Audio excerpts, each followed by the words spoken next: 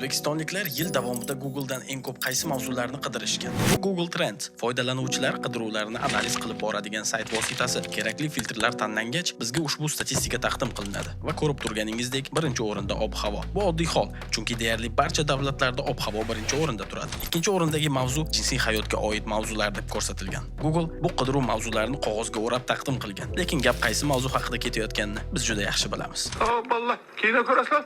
Qanaqa kino? Emmanuel.